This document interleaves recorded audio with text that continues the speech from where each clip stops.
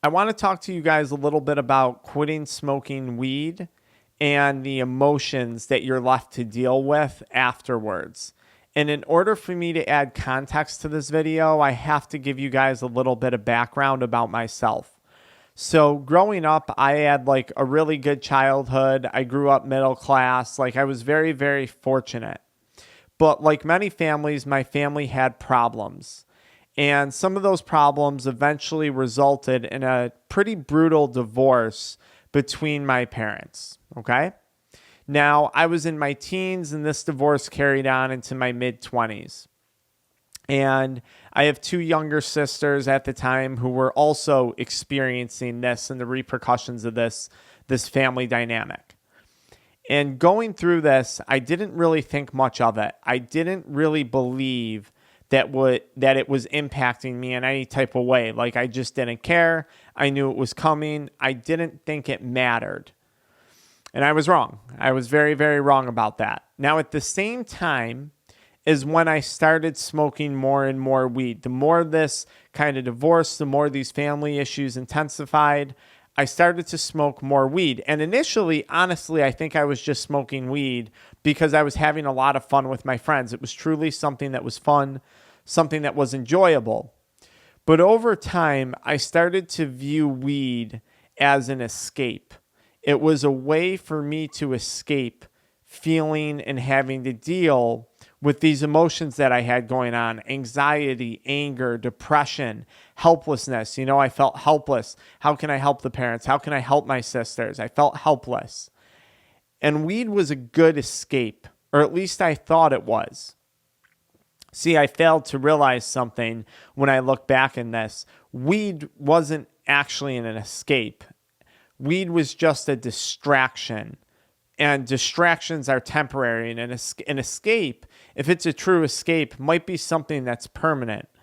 But weed did a great job at distracting me for a period of time from feeling my emotions. And weed provided me with a place to go and hide. It provided me with a hiding place. And I realize now, looking back, and you're going to realize this when you get sober, that you can't escape your emotions. You can't hide from your emotions. There's nothing more true than this statement, in my opinion. Either you deal and you handle with your emotions, or your emotions are going to start to handle you. They're going to deal with you. And the way that my emotions were dealing with me was in the form of addiction. So it wasn't that I was escaping from those emotions. They were handling me by, I would go out and I would binge drink heavily. Then I'd come home and smoke a bunch of weed, pass out, and do it again the next day. I became so numb from addiction, I couldn't feel anything. I couldn't feel the bad emotions, but I also couldn't feel the good emotions.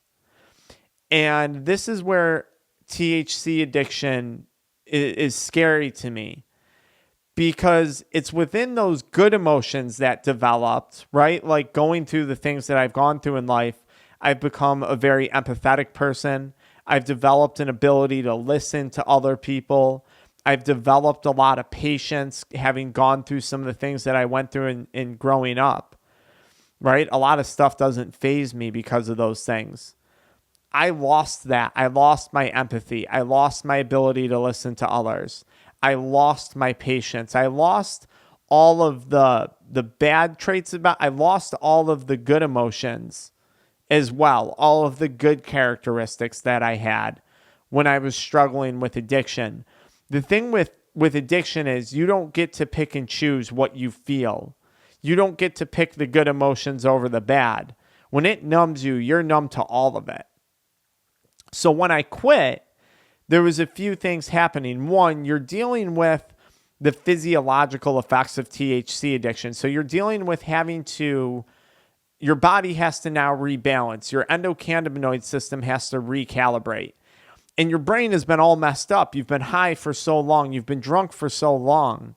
Your brain hasn't processed anything. So now when you get sober, your brain has to process years and years of stuff that's happened, and it has to try and make sense of it. So first of all, that's overwhelming, especially when you compile that with the insomnia and the withdrawal symptoms and the anxiety about quitting and all that other stuff. So first of all, there's that physiological change that's just overwhelming that occurs. But then secondly, you're left with having to put together all these pieces of who you are. And when you're sober and when you're getting sober, you have to learn to deal with the person that you are. And for me, that was really, really hard because I didn't know who I was. I spent so much time tied up in negative emotions. I didn't even have an image. Like, I didn't know how to even dress. I didn't know how to act. Like, was I going to be the punk guy? Was I going to be the guy that dresses like a thug? Like a rapper? Was I going to be the guy that I remember I was obsessed with wanting to look like Robin Thicke at one point in my life? The really, really smooth guy. Was I going to look like the kids that dressed in Abercrombie? Like, I had no sense of self, no sense of direction. I didn't know how to deal with myself. I've always been a high energy ADD type of characteristic. I've never been officially diagnosed, but I've always been that way. Like, it was hard to deal with myself when I got sober. And one of the things that I learned in sobriety and recovery was that everything I had gone through made me the person that I am. And I had to learn to embrace that person. And I had to learn how to work with the cards that I was dealt, how to use those cards to my advantage. And I had to learn to hone in on the positive traits that developed from the hardships, on the good things that developed. And I had to learn how to grow and foster all of those good things. And that's what I do today. I use my empathy for other people to help other people and understand where they're coming from. I use my ability to listen to others, to shut up and listen to what they have to say.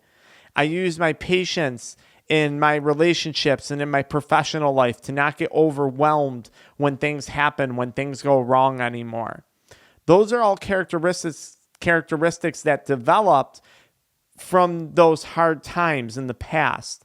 And all of this kind of comes together in your sobriety and recovery. And I'm not saying it's easy. And then at the same time, I had to figure out what the type of person I was. Well, who am I? I'm a high energy, ADD type individual who loves doing a million things at once. That's when I'm happiest. That's where I'm having the most fun, making videos, treating patients in my clinics, doing stuff. That's where I'm the most fun. Okay, some people don't like that. The clothes I wear, I don't worry about anymore. I wear black clothes almost every day. I don't have to think about it. It makes my life not complicated. I'm not worried about my shoes, or I'm not worried about my hair. Yeah, you always want to look respectable, like you want to have hygiene, you want to look professional. But I don't stress over that anymore. That I am what I am. And I think that's one of the coolest parts about recovery. It's about acceptance. Acceptance what happened in the past, acceptance of what's happening now, and learning to work with those things to better yourself, to better your future, to better whatever's to lie ahead. At the end of all this, I embrace feeling the emotions that I feel, because those emotions are going to lead to personality traits and characteristics that are going to define me and continue to define me going forward in my future. I don't want to be a numb blob that just walks through life having stuff constantly happen to him all day long, not knowing how to process it. That's not what I wanted to be. And that's the direction that I was going down with THC addiction, with THC abuse. And that's ultimately why I had to stop. That's ultimately why I had to get sober. You can't run from your emotions forever. You can't hide from your emotions forever. They'll find you. They'll deal with you. You'll burn out. You will burn out trying to run forever. You will burn out trying to escape behind the facade that an active addiction paints. It will exhaust you. So please, if this video made any sense to you, and I have no idea if I made any sense, let me know in the comments if I did. and you're still smoking, maybe make today the day that you're going to start to figure out who you are and that you're going to start to hone in on all those good characteristics that you developed. Maybe today's the first day you actually quit. And if you're feeling like today's that day, why don't you leave the date and the time in the comments below so I can welcome you to day one.